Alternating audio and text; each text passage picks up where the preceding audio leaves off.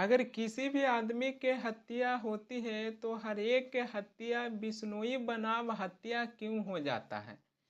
अगर किसी भी आदमी के हत्या होती है तो उसमें ज़्यादातर देखिएगा तो लॉरेंस बिश्नोई गैंग का नाम सामने आती है और हर एक हत्या की जिम्मेवारी बिश्नोई गैंग है जो ले लेते हैं।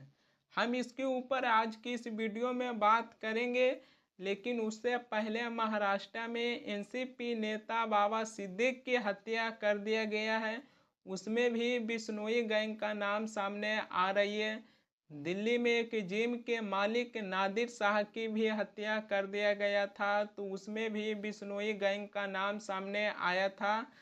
पंजाब में सिंगर सिद्धू मूसेवाला की हत्या कर दिया गया था, उसमें भी बिश्नोई गैंग का नाम सामने आया था। राजस्थान में करनी सेना के अध्यक्ष सुखदेव सिंह गोगामेड़ी की हत्या कर दिया गया था, उसमें भी बिश्नोई गैंग का नाम सामने आया था। इन चारों की हत्या होने के बाद लॉरेंस बिश्नोई गैंग का नाम सामने आया था और हर एक हत्या की जिम्मेवारी बिश्नोई गैंग है जो ले लेते हैं। लेकिन सवाल यहाँ पर ही आ जाती है कि बिश्नोई अभी इस समय जेल में बंद हैं, तो क्या जेल में बंद होकर इस तरीके से घटना को अंजाम दे सकते हैं। लेकिन सवाल यहाँ पर यह आ जाते हैं कि क्या लॉरेंस बिश्नोई जेल में बैठकर इतनी सारी घटना के अंजाम कैसे दे सकते हैं। कहीं ऐसा तो नहीं हो रही है कि इसके पीछे घटना के अंजाम कोई और दे रहे हैं और इसकी पूरा जिम्मेवारी बिश्नोई गैंग के ऊपर चले जाता है। सोशल मीडिया पर बिश्नोई गैंग के तरफ से एक पोस्ट किया जाता है, उस पोस्ट में लिखा हुआ रहता है कि इस घटना की पूरी जिम्मेवारी बिश्नोई गैंग लिए हैं और उसके बाद मीडिया में भी चर्चा होना शुरू हो जाती है और मीडिया भी पब्लिक को यही बताना शुरू कर देते हैं कि ये जो घटना हुई है इसकी पूरा जिम्मेवारी बिश्नोई गैंग लिए हैं और यहीं पर ही कहीं ना कहीं बात को ख़त्म कर देते हैं। लेकिन सोशल मीडिया पर बिश्नोई गैंग के तरफ से एक पोस्ट किया गया है, तो उस पोस्ट को देखकर वहीं पर ही बात को ख़त्म नहीं कर सकते हैं, क्योंकि संदेह ऐसा भी जा रही है कहीं ना कहीं कि इसके पीछे षड्यंत्र कोई और रच रहे हैं और इसकी पूरी जिम्मेवारी बिश्नोई गैंग के ऊपर चल जाता है और जो अपराधी हैं जो इसके पीछे षड्यंत्र रच रहे हैं उसका पता ही नहीं चलता है और बिश्नोई गैंग के नाम इसमें शामिल हो जाता है। तो यहीं पर ये बात खत्म नहीं हो जाती है। एक पोस्ट को देखकर ये दावा नहीं कर सकते हैं कि इस घटना की पूरी जिम्मेवारी बिश्नोई गैंग लिए हैं। इसके बारे में जांच होना चाहिए कि क्या ये घटना के अंजाम बिश्नोई गैंग दिए हैं या फिर इसके पीछे कोई और षड्यंत्र रच रहे हैं जिसका पता ही नहीं चलती है। तो इसके बारे में जांच होना चाहिए। एनआईए की चार्जशीट में बताया गया है कि लॉरेंस बिश्नोई गैंग सतविंदर सिंह उर्फ गोल्डी बरार चलाते हैं, जो कि कनाडा पुलिस और इंडियन एजेंसियों को लिस्ट में वांटेड हैं। बिश्नोई गैंग में कुल 700 शूटर हैं जो एक इशारों पर किसी को भी मौत के घाट उतार देते हैं। वहीं पर ही एनआईए की चार्जशीट में यह भी बताया गया है कि इसमें से 300 शूटर पंजाब के हैं, यानी कि पंजाब से रहने वाले हैं। लेकिन सवाल यहाँ पर ही आ जाते हैं कि पंजाब सरकार कर क्या रहे। एनआईए की चार्जशीट में बताया गया है कि बिश्नोई गैंग में कुल 700 शूटर हैं, जिसमें 300 शूटर पंजाब के रहने वाले हैं। तो पंजाब सरकार कर क्या रहे हैं।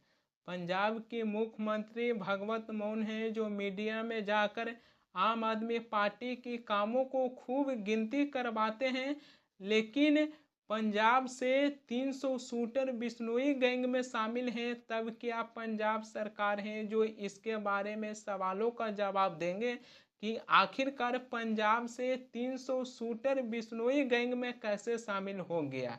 बिश्नोई और गोल्डी बरार की तस्वीर सोशल मीडिया पर शेयर किया जाता है, फिर उसके बाद नए नए लड़कों को लॉरेंस बिश्नोई गैंग में शामिल कराया जाता है और इस गैंग में उसी लड़कों को शामिल कराया जाता है जिसको ऊपर कोई केस न होती है, उसी लड़कों को इस गैंग में शामिल करवाते हैं, क्योंकि उनका मानना है कि कोई भी काम करवाना बहुत आसान हो जाती है। अगर ये चीज़ को पूरी अच्छी तरीके से देखिएगा तो ये पता चलती है कि बिश्नोई गैंग में कोई बढ़िया आदमी शामिल नहीं हो रही है, बल्कि एक गरीब घर की लड़कों को टारगेट किया जाता है, पैसा देकर लॉरेंस बिश्नोई गैंग में शामिल कराया जा रहा है। फिलहाल आम आदमी पार्टी के राज्यसभा सांसद संजय सिंह भी इस पर अपनी बातों को रखे हैं। सुनिए आम आदमी पार्टी के राज्यसभा सांसद संजय सिंह क्या कह रहे हैं। अभी मौजूदा जो मामला है बाबा सिद्दीकी की हत्या का, विजयदशमी के दिन महाराष्ट्र सरकार के पूर्व मंत्री, जिनका बेटा खुद मौजूदा एमएलए है, सत्ता पक्ष के नेता थे, ऐसा नहीं विपक्ष के नेता, सत्ता पक्ष में एनसीपी अजीत पवार गुट के नेता, वाई श्रेणी की सुरक्षा मिली हुई थी और उनकी सरेआम हत्या कर दी गई। बाबा सिद्दीकी की नृशंस हत्या कर दी गई सरेआम। दिल्ली के अंदर एक जिम के मालिक की हत्या कर दी गई। देश के अलग अलग जगहों पे तमाम आपराधिक घटनाओं का करणी सेना के अध्यक्ष की हत्या कर दी गई। सिद्धू मूसेवाला की हत्या कर दी गई। पूरे देश में अपना गैंग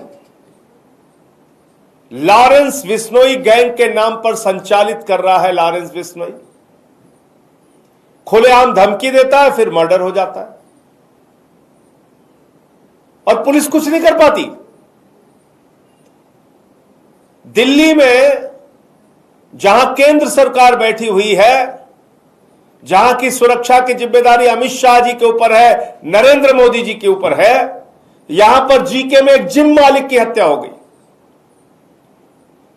उसमें भी बिश्नोई गैंग का नाम आया, लॉरेंस बिश्नोई गैंग का। बाबा सिद्दीकी की हत्या में भी लॉरेंस बिश्नोई गैंग का नाम। सिद्धू मूसेवाला की भी हत्या में लॉरेंस बिश्नोई गैंग का नाम।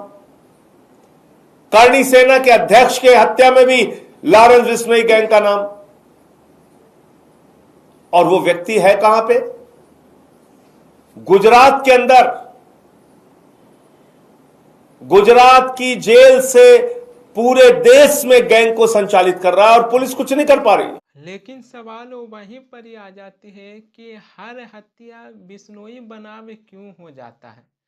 अगर किसी को भी हत्या होती है तो उस हत्या की जिम्मेदारी बिश्नोई गैंग ले लेते हैं। प्रशासन है जो उसके बारे में जांच करते हैं तो पता चलता है कि बिश्नोई गैंग द्वारा ही इस घटना के अंजाम दिए हैं। बस बात तो वहीं पर ही खत्म हो जाती है।